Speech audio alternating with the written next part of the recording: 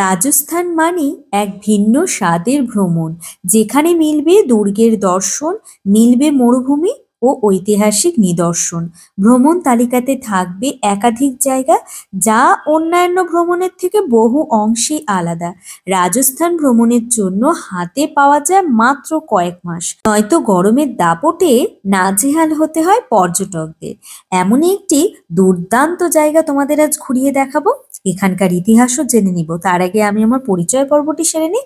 নমস্কার দর্শক বন্ধুরা, আমি পিয়ালি চলে এসেছি পিউ পিউ ব্লগ চ্যানেল থেকে। বড়দের প্রণাম এবং ছোটদের ভালোবাসা জানিয়ে আজকের ব্লগটি শুরু করছি। এখন আমি প্রবেশ করতে চলেছি রাজস্থানের জয়পুরে অবস্থিত জয়গড় ফোর্ট বা জয়গড় দুর্গে। রাজস্থান ভ্রমণের জন্য সেরা সময় হলো অক্টোবর থেকে মার্চ। এরই মধ্যে রাজস্থান ভ্রমণ না করলে ভালো মতো ঘুরে দেখা যায় না। বছরের অন্যান্য সময় গরমের দাপট থাকায় সুখকর হয় না। রাজস্থান ট্রিপ করতে গেলে হাতে সময় রাখতে হবে বেশ খানিকটা, মোটের ওপর 15 দিন বা তার বেশি হলেও ক্ষতি নেই। গোলাপি শহরের অ্যালবার্ট হল মিউজিয়াম, আমের ফোর্ট, নাহারগড় ফোর্ট, এরকম বিভিন্ন জায়গা না আমার মন ভালো করে দিল। খানিকক্ষণ আগেই আমি নাহারগড় ফোর্ট দেখে এখন কিন্তু প্রবেশ করেছি জয়গড় ফোর্টে। আসলে এখানকার রাজারা কিন্তু থাকতেন আমের ফোর্টে, আর আমের ফোর্টকে রক্ষা করার জন্যই এরকম আরো অনেক ছোট বড় দুর্গ কিন্তু তৈরি করা হয়েছিল। ঠিক সেরকমই এই জায়গার দুর্গটিও আমের ফোর্টকে রক্ষা করার জন্যই তৈরি করা হয়েছিল।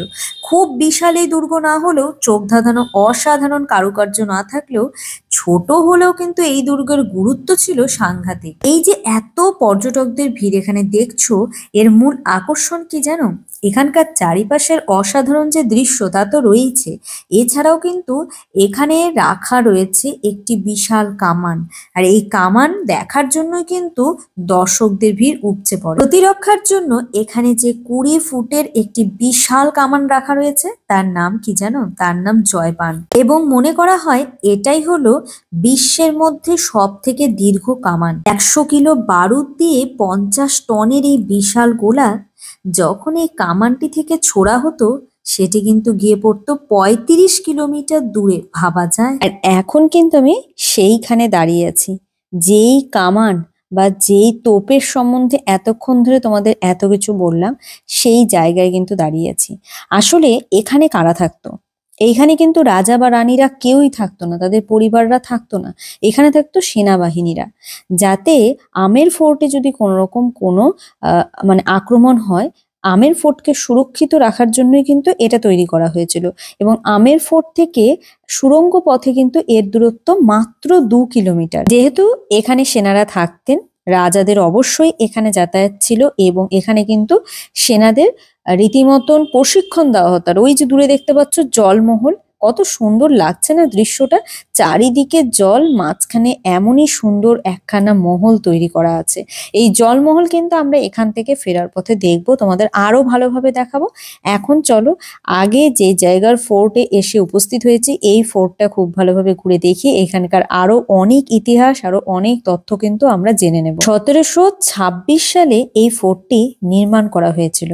এখানে আসলে তোমরা অত দিনের পুরনো বিভিন্ন জিনিসপত্র ঘুরে দেখতে পাবে। রাজা দ্বিতীয় জয়সিং এই কেল্লাটি তৈরি করেছিলেন 1726 সালে। কোনোভাবেই জয়গড় ফোর্ট কিন্তু মিস করা যাবে না রাজস্থান এলে। কেন বলছি?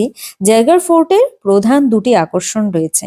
একটি তো তোপ, যেটা তোমাদের ঘুরিয়ে দেখালাম, এত বড় তোপ। আর দ্বিতীয় হলো এখান থেকে আমের ফোর্টের পাখির চোখে তোমরা কিন্তু পুরো দৃশ্যটা দেখতে পাবে। আমের ফোর্টটাকে দেখতে পাবে পাখির চোখে।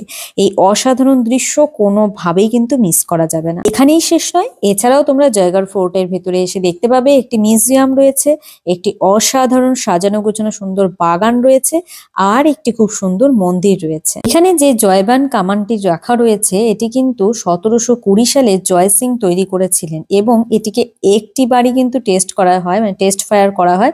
সেই গোলাটা গিয়ে যখন 35 কিলোমিটার দূরে পড়ে জয়পুর এয়ারপোর্টের সামনে, সেখানে তো গর্ত হয়েইছে, এবং সেই গর্ত কিন্তু এখন খুব সুন্দর লেকে পরিণত হয়েছে। এবং ওই লেকটির নাম গলিমান লেক। যদি কেউ খুব ইন্টারেস্টেড থাকো, তাহলে অবশ্যই কিন্তু ওই জায়গাটিও একটিবার ভিজিট করতেই পারো। পরন্ত বিকেলে চারিদিকটা পুরো লাল হয়ে গেছে, এমন দুর্দান্ত সময়ে দুর্দান্ত একটি জায়গায় রয়েছে। হাতে লাগবে গরম গরম চা বা কফি।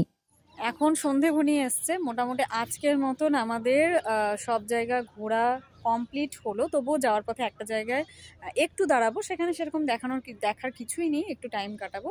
তবে এখন আছি জয়গড় ফোর্টে, আর রাজস্থান মানে ফোর্ট, আর প্রত্যেকটা ফোর্ট সত্যি বলছি দুর্দান্ত সব।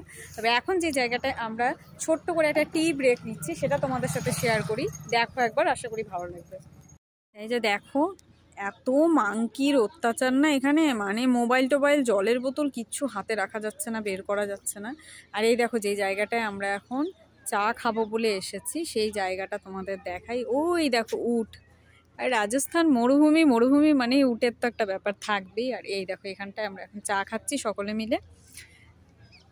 এই যে এখানে ছোট্ট করে একটা টি ব্রেক নিচ্ছি, খেয়ে বেরিয়ে যাব। একদম হোটেলে ঢোকার আগে লাস্ট একটা জায়গা আমরা দেখে নেব, এবং সেখানটায় খুব বেশিক্ষণ সময় লাগবে না, দেখে আমরা হোটেলে ঢুকে যাব। তো আশা করি প্রত্যেকে ব্লগ দেখছো তো, দেখো কিন্তু, আর ভালো লাগলে লাইক কমেন্ট শেয়ার করতে ভুলো না, চ্যানেলটা সাবস্ক্রাইব করে সঙ্গে থেকো। এখানে কিন্তু লাল চা, দুধ চা, কফি সব পাওয়া যাচ্ছে।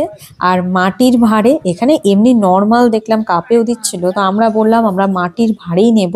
আর আমরা কিন্তু চা অর্ডার করিনি, আমরা এখানে কফি অর্ডার করেছি।